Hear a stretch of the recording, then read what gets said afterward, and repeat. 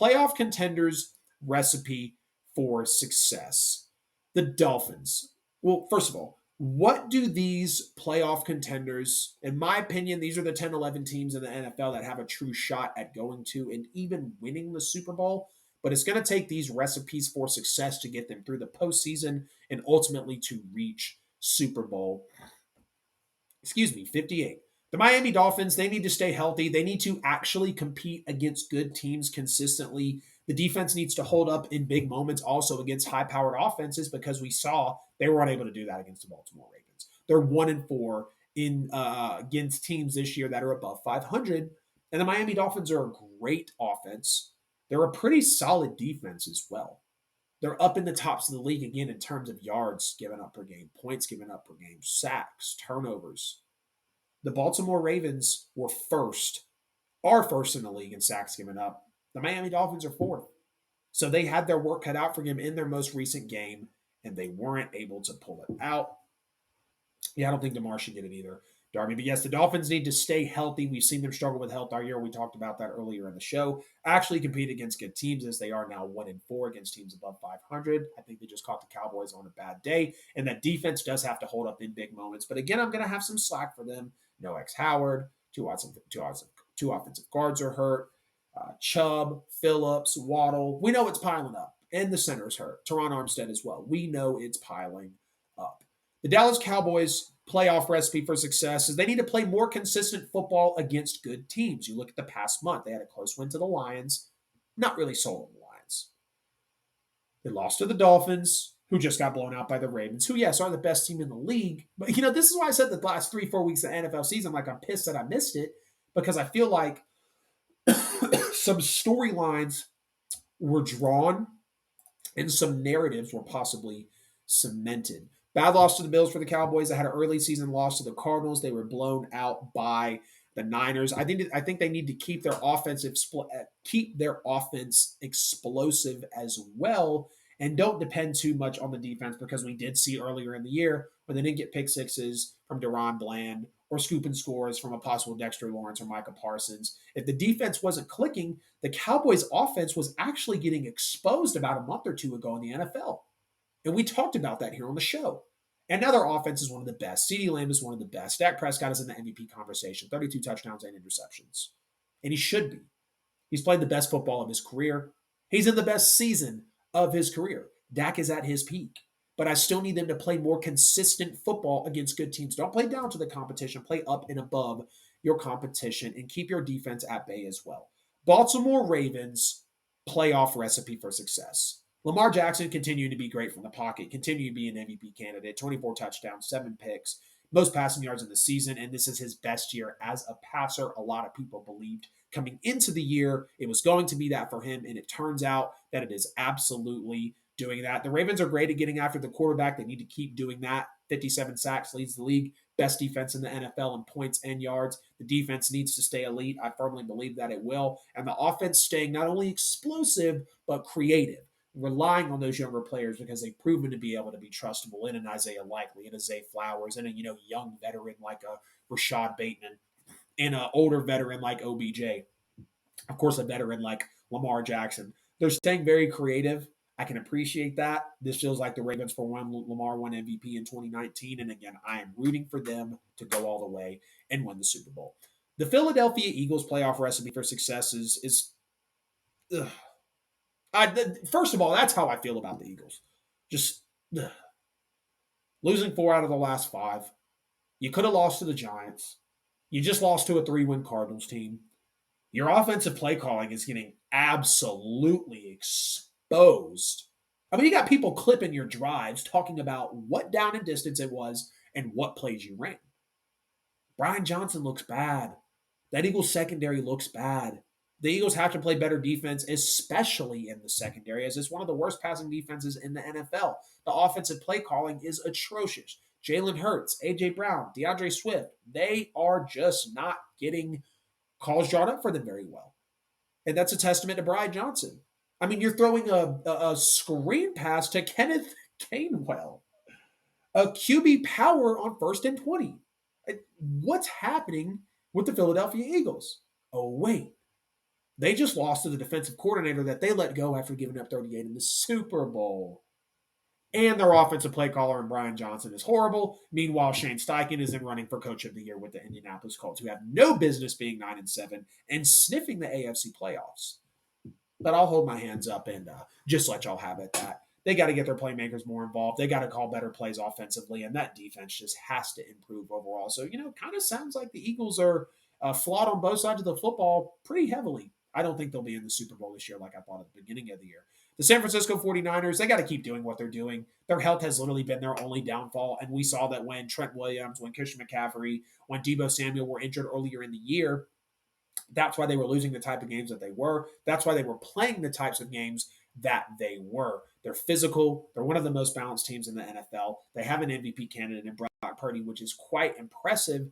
And overall, the Niners are a very, very solid football team. You can still make the argument for them as the best team in the NFL, but the Ravens did handle business on them. We did see the Niners get blasted a couple of times again while they were injured. That's the only recipe for success I have for them. Just keep doing what they're doing because that's exactly what's gotten them to this point.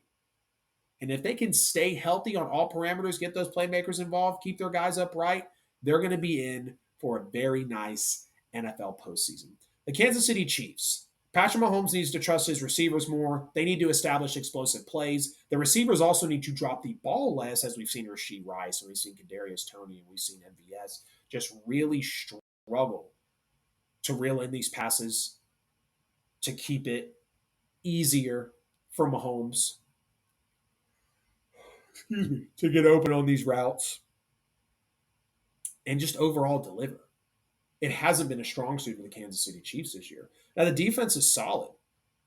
Very, very solid. It's elite. I think it'll stay that way. It's top 5 in yards given up and points given up. Steve Spagnuolo is doing an immaculate, fantastic job with the Kansas City Chiefs defense. And, that's not going to really be a strong suit of theirs. But they have to get creative. They have to get explosive on the offensive side of the football because that's the Kansas City Chiefs that everyone's come to know. That's been the unbeatable Chiefs that everybody's seen. And if the Chiefs aren't able to perform like that, if Mahomes cannot trust these receivers more, because you're not getting anybody new in. I mean, unless you pull someone off the practice squad like the Ravens did with, I almost said Randall Cunningham, Malik Cunningham from the Patriots, nothing's going to be different. Nothing's going to change unless we've been saying, like we've been saying all year, Andy Reid just got some tricks in the bag that he's holding out for the playoffs. That might be the Chiefs' only saving grace. The Cleveland Browns, Joe Flacco has to continue playing confidently. The Browns have to continue being resilient. Joe Flacco is on an absolute tear. He deserves comeback player of the year. He's playing comfortable. He's playing with a lot of swagger, very fearless, and he can put the Browns on his back. The Cleveland Browns this year, as great as I thought they were going to be with Deshaun Watson, now have Joe Flacco, who was just on his couch a month ago, clinching them a playoff spot, taking them to the playoffs. And honestly, the Cleveland Browns could go to the Super Bowl. The defense is elite. They continue to smother other offenses. They're 4th in the NFL in interceptions. They're 7th in the NFL in fumbles. And the Browns are just resilient. No Nick Chubb. No $230 million quarterback in Deshaun Watson. You lose DTR. You lose PJ Walker. David Njoku's had a couple of bad injuries off the field this year and is still able to show up and provide. David Njoku was about to get Shannon Sharp's record. Scaled back a little bit. The opponents realized who they were facing, and they weren't going to let that happen. But Joe Flacco, as long as he continues to play confidently and fearless, the Browns being resilient through these injuries and that defense staying where it needs to stay, the Browns' recipe for success is absolutely right there. The Detroit Lions is pretty simple. They need to play up to their competition. There's been quite a few games this year where the Lions have just not played well and to fairly bad teams. I want to check the schedule to make sure that I'm thinking about these right because this is really a key factor for the Detroit Lions that makes me so reserved with them, even as an 11-5 team. They go up 21-0 on the Saints. They only end up winning 33-28. They lose 28-13 to the Bears. They only beat the Vikings by 6. They should have beat the Cowboys. We'll say the refs did what they did there. They barely beat the Bears back on November 19th, 31-26. The Packers and the Lions. They lose to the Lions they lose to the Packers by 7. They win the shootout, 41-38 over the Chargers. Beating the Raiders by 12, losing to the Ravens by 32. It's just been a very on and off type of season for the Detroit Lions, and that all stems around Jared Goff playing clean football. He didn't play clean football against the Cowboys, so you can argue that they didn't have the right to win that game. He didn't play clean football in quite a few games this year, and other teams were able to take advantage of that. And just like we've seen, when you force a quarterback off his rocker and he's not able to do the things that he's comfortable doing, you're going to have them lose football games. So Jared Goff needs to play clean football, and they need to play up to their competition.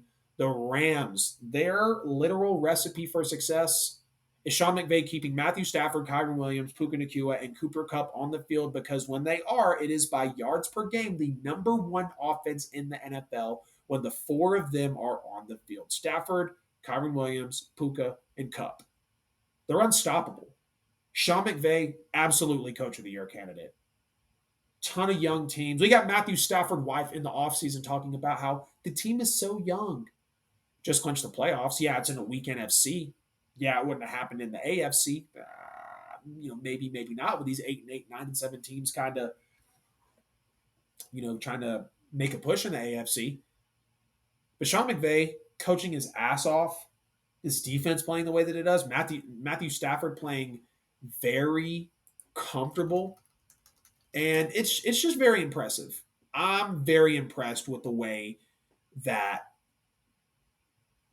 Matthew Stafford and the Rams are performing so far this year. And even with Matthew Stafford coming off, an injury, even with Matthew Stafford coming off an injury the way that he did, even with Cooper Kupp coming off the injury the way that he did, Cooper Kupp now being 30 years old, still 737 yards, touchdowns on the year. Still had a couple of 100-yard games. We know that he had the insane 1,900-yard season a couple of years ago, 16 touchdowns. We know he was a Triple Crown winner. They got that guy, Puka Nacua, in there who's playing his life away. Kyron Williams is a very solid rookie as well. We talked about them going toe-to-toe with the Bengals earlier in the year when they still had Joe Burrow. So the Rams keeping their guys on the field healthy, and Sean McVay continuing to coach the way that he does is absolutely going to propel these Los Angeles Rams. Last two teams here, the Jaguars. Trevor Lawrence's health. Trevor Lawrence finally missed his first game as an NFL starter just the other day. And Trevor Lawrence has realistically been hurt since about week 7 or 8 it was against my Saints back in October.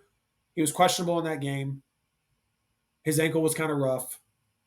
He runs it all over us in key moments, and the Saints end up losing that game.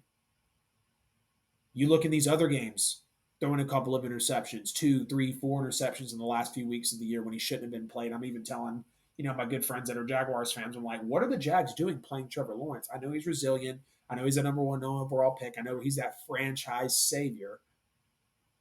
But you have to preserve him as much as you can. And I don't think that the Jaguars have been doing that. The defense has to be more effective as well. It's middle of the pack, if not to bottom third in all of the major categories, turnovers, takeaways, yards, points per game. But Trevor Lawrence's health really has to be ideal because Trevor Lawrence has been kind of disappointing this year. Only 19 touchdowns, I think about 11 interceptions, not even cracking 4,000 yards yet. And again, I understand he's been hurt for about half of the year. He has not been 100%, and I saw that the moment he came to New Orleans and played my Saints on Thursday Night Football. But this is what Trevor Lawrence is called in for. He doubled his touchdowns and cut his interceptions in half. The first year he was free of Urban Meyer and actually had Doug Peterson at his disposal. And then the Bills. They simply just need to stay hot. They're one of the hottest teams in the NFL right now, next to Cleveland, next to Baltimore. They could have beat the Eagles about a month back too, but Josh Allen loves to commit turnovers. And that's another thing is Josh Allen has to limit his turnovers. The Bills have kind of learned to run the ball and trust James Cook. Stephon Diggs does need to come back to life as well, so that's another point I'm going to throw in there. You got to incorporate Stephon Diggs more. You got to get your playmakers in space. You got to get your offense clicking more because we know that that's a very key point of the Buffalo Bills being able to win football games. But they're one of the hottest teams in the NFL right now. They got to stay hot. Josh Allen has to limit those turnovers, and they have to get that offense going on all cylinders.